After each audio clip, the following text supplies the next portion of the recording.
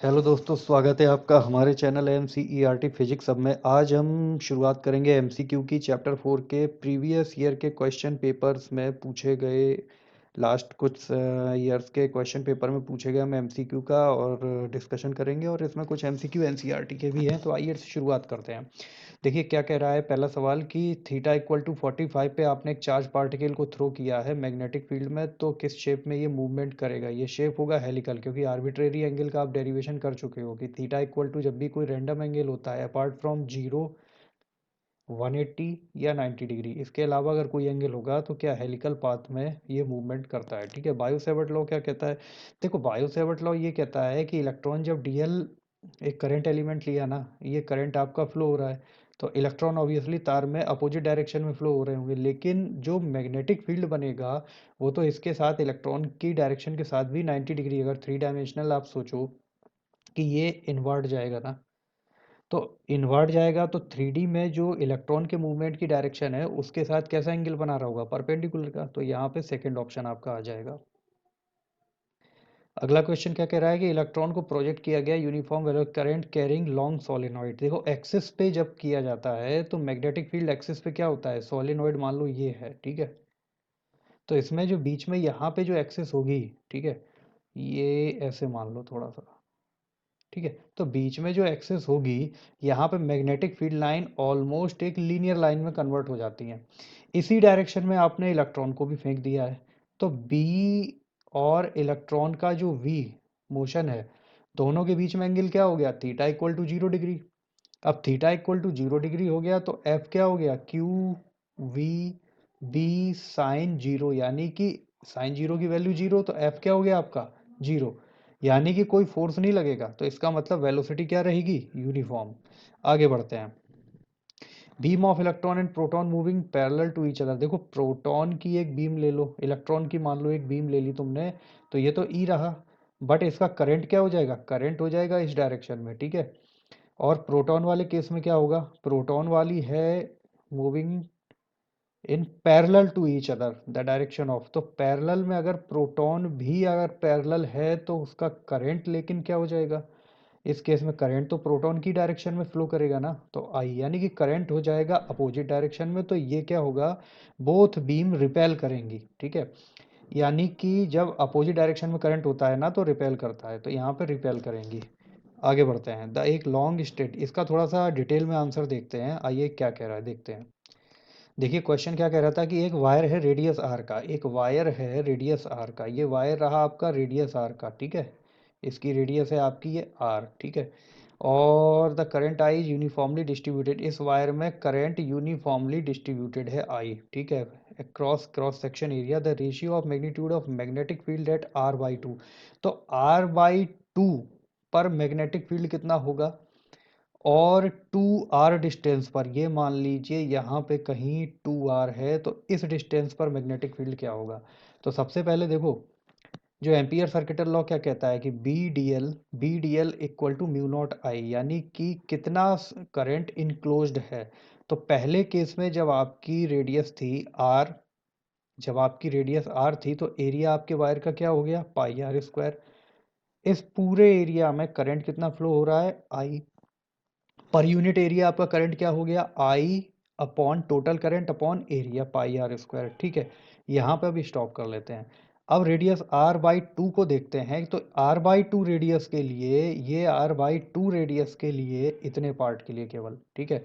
यहाँ पे area pi R square by four हो गया है। करंट कितना हो गया, यूनिट एरिया में जब करंट इतना फ्लो कर रहा है कि I upon pi R square current flow कर रहा है, तो इतने एरिया में क्या करेगा, इनका मल्टीप्लाई करके आई बाई फोर करंट फ्लो करेगा। यानी कि जब हमारी रेडियस आर बाई टू रह जाएगी तो हमारे लिए इफेक्टिव करंट क्या रह जाएगा, केवल आई बाई फोर, ठीक है। दूसरा हम क्या करेंगे कि इसके लिए मैग्नेटिक फील्ड को अब हम अगर जज करने जाएं एम्पियर सर्किटल लॉ से, तो यहाँ डीएल क्या है, डीएल यानी कि सरकमफेरेंस, ये। तो सरकमफेरेंस आर बाई टू के लिए तो हो गई आपकी two pi R by two mu, और effective current I by four. तो फाइनली जो बी आर बाई टू के लिए मैग्नेटिक फील्ड आ गया mu naught upon four pi R, इसको डाल दो इक्वेशन ए। टू आर के केस में क्या होने वाला है, जब आपकी ये रेडियस आपकी आर है या टू ए है, ये 2r है, तो यहाँ पे देखो क्या होगा कि जो dl होगी वो तो 2r के लिए जो उसकी सरकमफेरेंस होगी, यहाँ पे r कर लो, ठीक है। तो यहाँ पे क्या हो जाएगा 2r, तो b 2 pi 2r mu not I, तो म्यू नॉट आई और ये फाइनली 2 इंटू 2 4 पाई आर। तो इसको इक्वेशन बी डाल दो। आप देख रहे हो कि दोनों में क्या आया, दोनों में तो मैग्नेटिक फील्ड सेम आया ना, तो रेशियो दोनों का क्या हो जाएगा, इक्वल, यानी कि 1:1 का ये रेशियो मेंटेन करेंगे। आइए आगे बढ़ते हैं। देखिए क्या कह रहा है कि electron having a speed v enter into a uniform magnetic field, किसी मैग्नेटिक फील्ड में एंटर करता है, it follow semi circular path and comes out of the field, the exit speed of the electron, देखो entry speed कितनी थी इसकी v, ठीक है। इसने एक सेमी सर्कुलर पाथ को फॉलो किया, यानी कि एक सेमी सर्कुलर पाथ को फॉलो किया। सर्कुलर या सेमी सर्कुलर पाथ कब फॉलो करता है, जब थीटा इक्वल टू 90 डिग्री पर एंटर करता है, यानी कि इलेक्ट्रॉन की वेलोसिटी की डायरेक्शन और मैग्नेटिक फील्ड की डायरेक्शन में कितना एंगल होता है इन दोनों के बीच में, 90 डिग्री, तब ये सर्कुलर पाथ को फॉलो करता है। तो इसका मतलब है कि इलेक्ट्रॉन ने जो एंट्री की है वो थीटा इक्वल टू 90 डिग्री पर की है। अब आगे क्या हो रहा है देखते हैं। अब यहाँ पे लग जाएगा सेंट्रीपिटल फोर्स, ठीक है, हालांकि इसकी ज़रूरत नहीं है।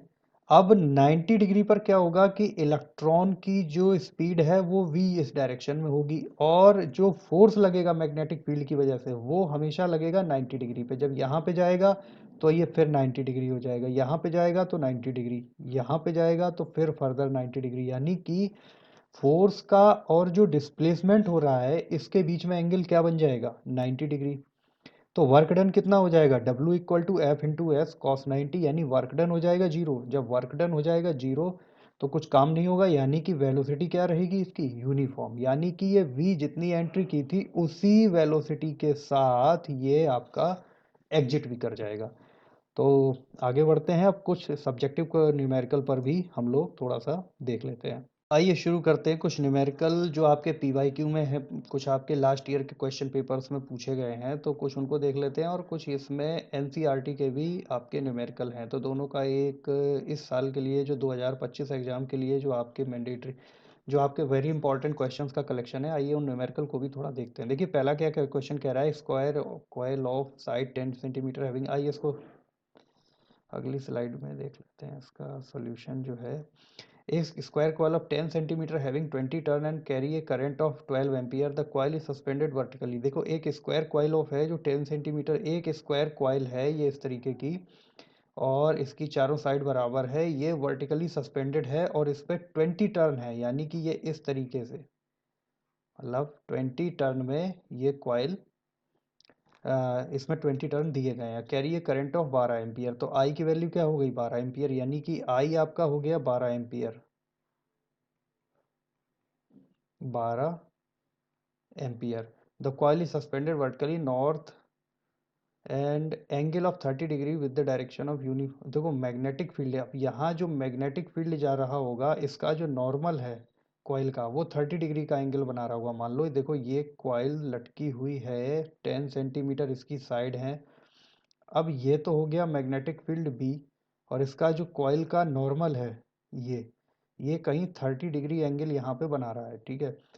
और टेस्ला जो मैग्नेटिक फील्ड की वैल्यू है वो है आपकी 0.80 टेस्ला, यानी कि बी की वैल्यू है 0.80 tesla. What is the magnitude of torque experience, देखो टॉर्क का आपने फॉर्मूला क्या पढ़ा है कि N I A B sine theta, theta क्या है आपका यहाँ पे, थीटा है आपका यही नॉर्मल के साथ बना हुआ एंगल, ठीक है। आपका एम्पियर जो दिया गया है 10 सेंटीमीटर साइड है, तो इसका एरिया हो गया 100 सेंटीमीटर स्क्वायर, टर्न इसने 20 लिए हैं, और करंट है 12 एम्पियर, बी है आपका 0.80, तो N I A B sine theta, यहाँ पे बस जस्ट आपको वैल्यू पुट करनी है और इसका आंसर आ जाएगा न्यूटन मीटर, 0.96 मीटर। अब आगे क्या कह रहा है, आइए अगला क्वेश्चन देखते हैं।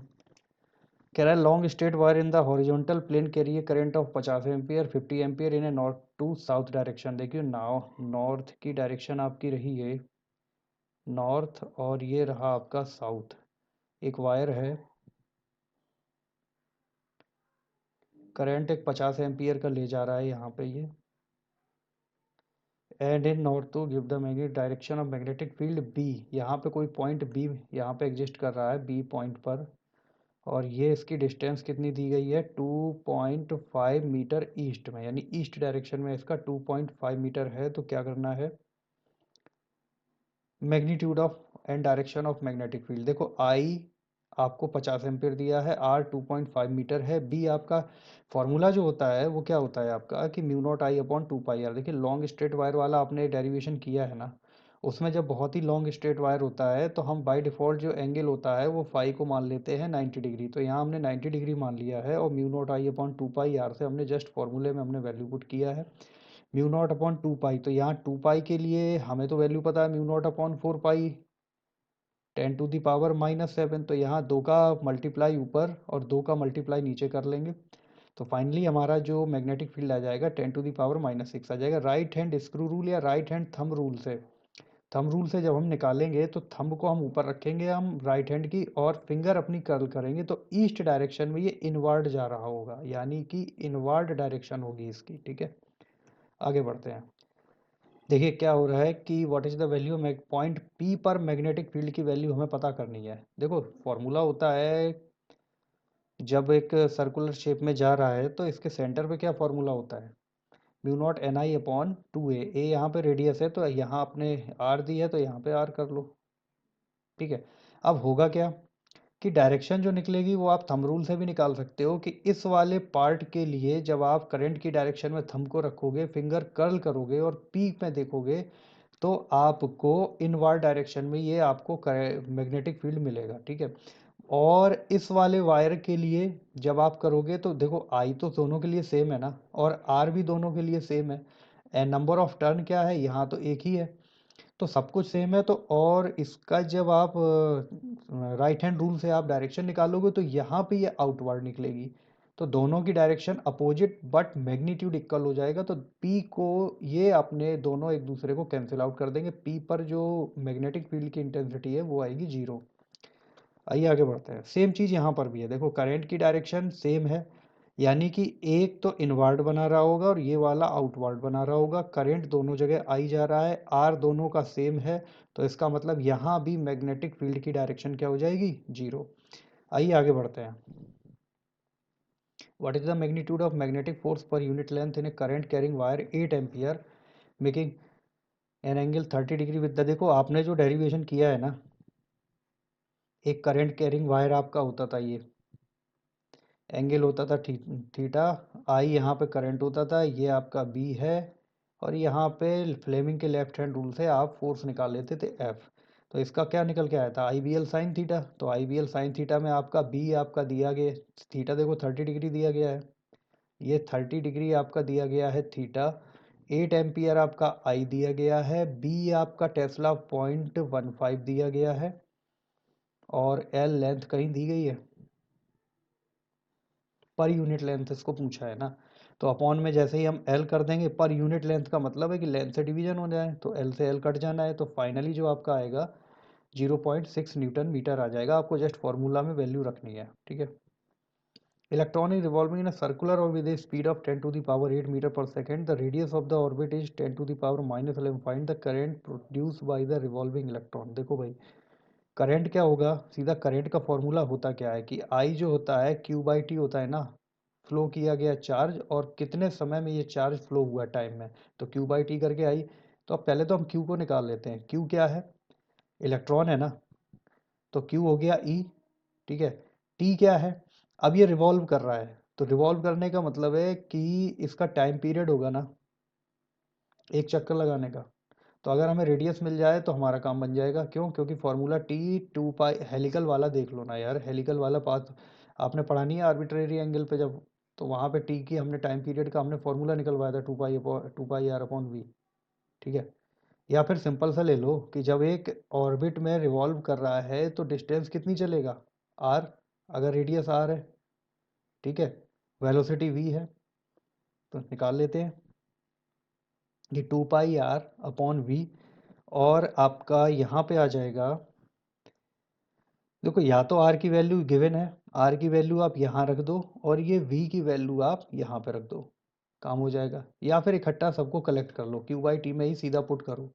अब यहाँ पे V और R की वैल्यू प्लेस कर दो और E की वैल्यू इलेक्ट्रॉन के चार्ज की आपको पता है। फाइनली आपका 2.54 मिली एम्पियर आपका ये आंसर आ जाएगा। ठीक है, आगे बढ़ते हैं। क्या कह रहा है कि एक long straight wire PQ carry a current of 4 ampere. देखो एक लॉन्ग स्ट्रेट वायर है P और Q 4 एम्पियर करंट ले जा रहा है और plus Q a proton travel at 8 point parallel to the wire. एक प्रोटॉन ट्रेवल कर रहा है वायर के पैरेलल। ठीक है, 8.8 इंटू 10⁻⁷ मीटर पर सेकेंड। ठीक है,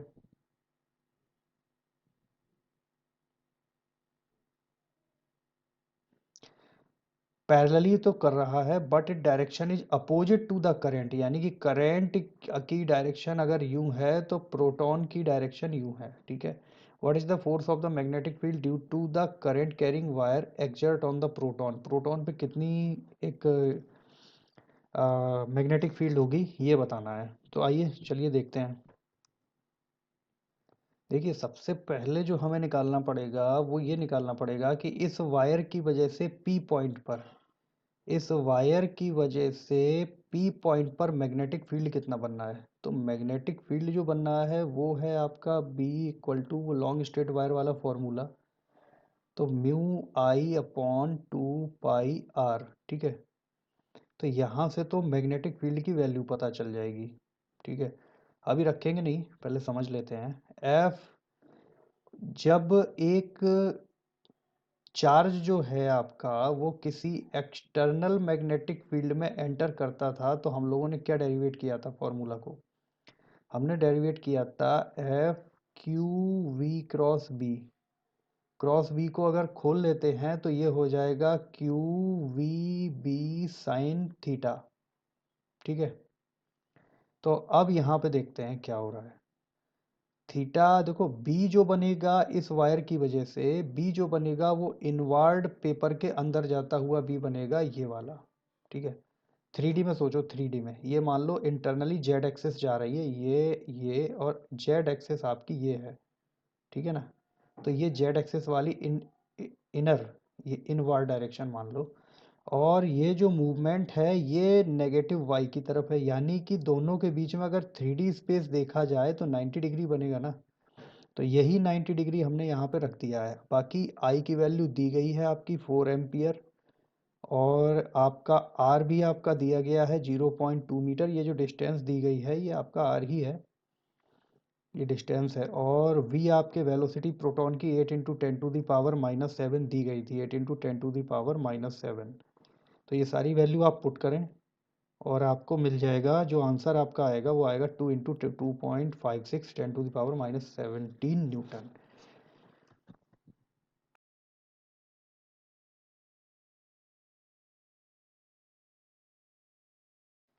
आइए देखते हैं नेक्स्ट क्वेश्चन को कि एक वायर है लेंथ एल का, एक form of circular loop x and 1 turn. देखो एक वायर है जो एक सर्कुलर लूप में है, अभी यहाँ पे नंबर ऑफ टर्न क्या है, एक। ठीक है, the shape of loop change into the loop Y of 2 turn, यानी कि जो ये एल लेंथ का वायर था, यानी कि इसकी जो लेंथ एल थी ये लेंथ तो इतनी रहेगी, लेकिन इस बार क्या किया कि आपने इसको 2 टर्न में कन्वर्ट कर दिया, ऐसा कुछ। ठीक है, तो रेडियस यहाँ पे तो आर थी, इस बार रेडियस भी चेंज हो जाएगी R dash, and obviously R dash जो है वो आर से छोटी होगी।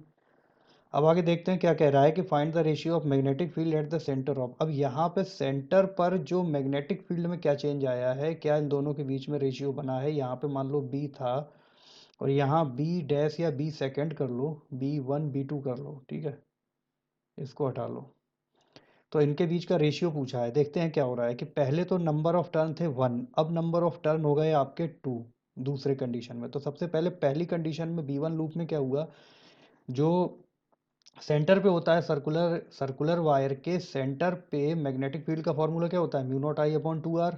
ठीक है, अब आगे क्या होगा, देखो आगे का समझने से पहले एक बात समझ लो कि एल जो था आपका वो तो चेंज नहीं हुआ है ना, तो यानी कि 2πr, जब पहले वाले केस में 2πr भी एल था, अब आपका क्या हुआ कि रेडियस आपकी यहाँ पे चेंज हुई ना, कुछ तो रेडियस चेंज हुई होगी। जब आप टर्न बढ़ाओगे तो ये तो सरकमफेरेंस कम हो जाएगी। तो 2 पाई आर डैश और टर्न कितने थे 2, तो इन दोनों ये जो टोटल लेंथ है ये अब भी एल ही रहेगी। ठीक है, अब आगे समझते हैं सवाल को, क्वेश्चन को क्या कह रहा है कि सर्कुलर लूप 2 है, तो नंबर ऑफ टर्न आपके कर दिए। अच्छा, करंट दोनों ही केस में सेम है, करंट तो चेंज नहीं किया है, तो करंट यहाँ भी आई ही रहा, नया जो करंट है वो आई के इक्वल ही रहा। तो यहाँ ये 2 into 2 pi R dash L, ये वही वाली बात है कि 4 पाई आर डैश एल हो गया, तो आर डैश क्या हो गया एल अपॉन 4 पाई। इक्वेशन नंबर 2 जो यहाँ हमने बनाई थी, हमने देखा था कि 2 pi are equal to L, जब पहला लूप था सिंगल टर्न था, तो आर क्या हो गया था एल बाई 2 पाई। इसका मतलब है कि अगर 1/2 में अलग कर लूं तो एल बाई 2 पाई, यानी कि ये क्या बन गया, ये आपकी पिछली वाली आर ही हो गई। यानी ये आपकी पिछली वाली, जब आपका सिंगल टर्न था तो इतना ब्रैकेट के अंदर वाला पार्ट आर के बराबर हो गया, यानी कि नई जो रेडियस है वो आर बाई 2 के क्या हो गई, इक्वल। अब सेकेंड लूप के लिए कितना मैग्नेटिक फील्ड है, नंबर ऑफ टर्न हो गए 2, 2 आर डैश फॉर्मूला में रखा तो आर बाई 2, और फाइनली जो आपके निकल के आ गया मैग्नेटिक फील्ड ये। अब रेशियो इनका देख लो, mu not I by 2 R, पहला वाला जो आपका इक्वेशन बना था ये, तो ये यहाँ पर रख दिया। सेकंड वाला जो इक्वेशन बना है आपका ये हमने यहाँ पर रख दिया। फाइनली जो आपका रेशियो निकल के आया वो 1/4 का आया। आइए आगे बढ़ते हैं। The two long parallel straight wire X and Y are 2.5 centimetre away, दोनों एक दूसरे से 2.5 सेंटीमीटर अवे हैं। Each other in current flow wire 5 ampere, यहाँ पे ये 5 एम्पियर करंट फ्लो हो रहा है, और यहाँ पे ये 2.5 एम्पियर हो रहा है। Second wire respectively flow of opposite direction में, अगर इसका करंट अपर है तो ये वाला लोअर जा रहा है। With respect to calculate the magnitude of force exerted on wire X on 20 centimetre length of wire Y. आइए देखते हैं, तो फॉर्मूला क्या होता है, देखो डी, फॉर्मूला पहले देखते हैं, F mu one mu two mu one I two L upon 2 pi D, D यानी कि डिस्टेंस। ठीक है, तो यहाँ पे आपको सब कुछ दिया है। एल भी आपको कितना दिया है 20 सेंटीमीटर, तो एल की वैल्यू 20 सेंटीमीटर हो गई। आई वन आई टू आपके 5 एम्पियर और 2.5 एम्पियर हो गए ये दोनों, और डिस्टेंस आपकी 2.5 क्या दिया है सेंटीमीटर, तो 2.5 10⁻⁻², यहाँ कर लो, और म्यू नॉट 2 पाई, तो 4 भाई म्यू नॉट 2 पाई जो है इसको 4 पाई में कन्वर्ट कर लो। म्यू नॉट अपॉन 2 पाई है तो 2 का मल्टीप्लाई ऊपर करो, 2 का नीचे करो, इतने पार्ट को 10⁻⁷ रख लो, -7। ठीक है, 4, और बाकी का ये 2 अपना मल्टीप्लाई कर लो, या फिर जैसे भी आपको अप्रोप्रिएट लगे। मैंने तो यहाँ पे क्या किया है कि म्यू वन की वैल्यू यहाँ 4 पाई इंटू 10⁻⁻⁷ रख दी है, और इस 2 पाई को मैंने टच नहीं किया है। चाहो तो आप ये वाला तरीका कर लो, न्यूमेरिकल में कोई दिक्कत नहीं है। आई वन आई टू इन सब की वैल्यू रखी, फाइनली आ गया 2 इंटू 10⁻⁻5 न्यूटन। तो आपका एक न्यूमेरिकल का भी कलेक्शन यहाँ पे कंप्लीट हुआ। अगर आपने इतना लगा लिया है ना, तो आपका डेफिनेटली चैप्टर 4 से आप पूरा एक भी नंबर का ऐसा नहीं होगा कि जो आप चैप्टर 4 से, चाहे वो एमसीक्यू आए, चाहे 1 नंबर का आए, चाहे 2 नंबर आए, या 3 नंबर का न्यूमेरिकल आए। और अगर डेरिवेशन भी आते हैं लॉन्ग क्वेश्चन में, तो डेरिवेशन भी मैंने थ्योरी वाले वीडियो में आपके अपलोड किए हैं, आप उनको भी देखिए। आपका 4th चैप्टर आपका पूरा कंप्लीट हो जाएगा। तो चलिए साथियों, बहुत बहुत धन्यवाद आपका।